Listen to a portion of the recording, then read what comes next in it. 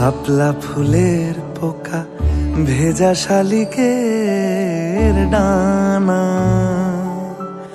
ঘাস জমি থমথমে ধূসর শামিয়ানা। শাপলা ফুলের পোকা ভেজা শালিকের ডানা, ঘাস জমি থমথমে ধূসর শামিয়ানা।